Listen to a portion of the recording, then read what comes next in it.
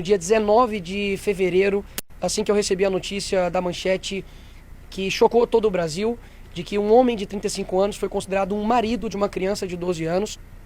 Eu expus isso, tomou uma proporção de nível nacional e imediatamente já conversei com o Matheus para poder a gente ter essa reunião, para realmente ver as providências que podem ser feitas.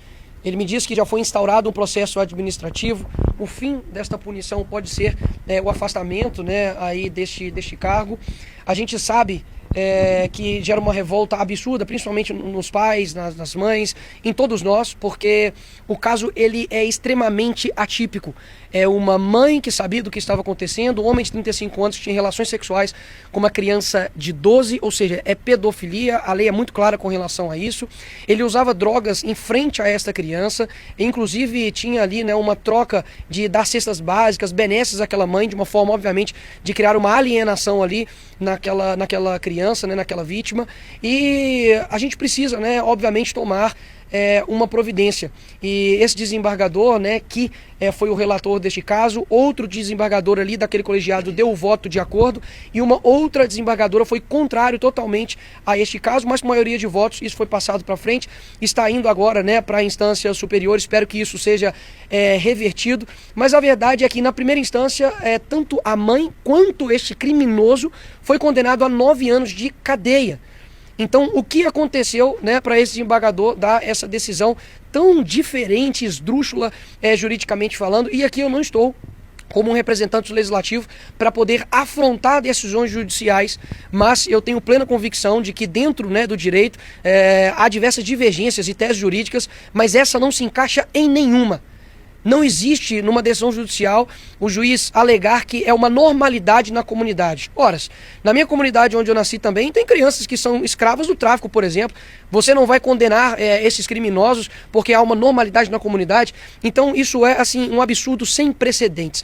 Na minha visão, né, como ser humano, como deputado, como pai, eu pediria uma punição ainda pior, porque vamos lá, se a pessoa que cometeu este abuso foi condenada a 9 anos, quem chancelou este abuso não deveria sofrer o quê de consequência? Essa é a pergunta que a população está fazendo agora neste momento. E levei alguns novos fatos também para o presidente do Tribunal de Justiça, que diz respeito a, logo após essa exposição deste caso, um sobrinho desse desembargador alegou um suposto abuso também quando ele era criança. E nos comentários também se houve ali uma outra moça que disse que também foi abusado enquanto estava trabalhando na casa desse desembargador. Ou seja, ele precisa sim ser punido.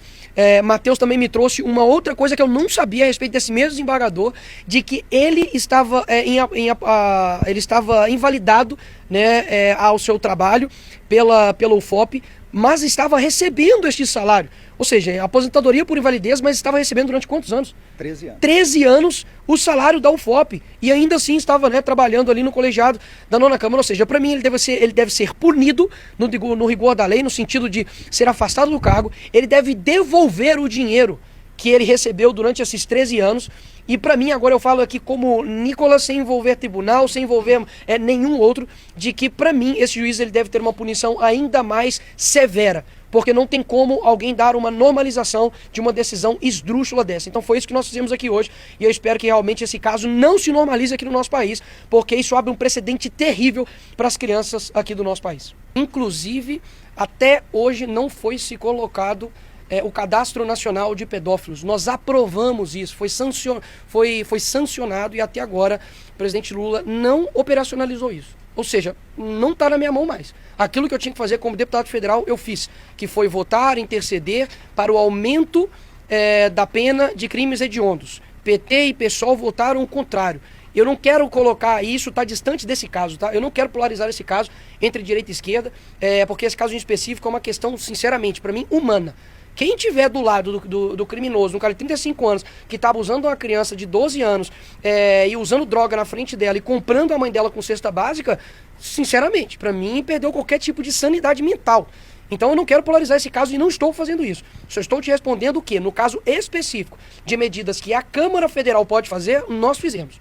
Que foi aumento da pena para crimes hediondos. Para mim, um cara que comete um crime desse, ele não tem que sair da cadeia. Então a única coisa que eu peço e o foco aqui hoje é punição para esse criminoso, que ele volte para a cadeia, inclusive a mãe, que foi complacente a isso, e também para que este juiz, falando aqui agora de forma institucional, que ele sofra as consequências administrativas, que ele seja afastado do cargo, mas como Nicolas Ferreira, para mim, ele tem que ser preso.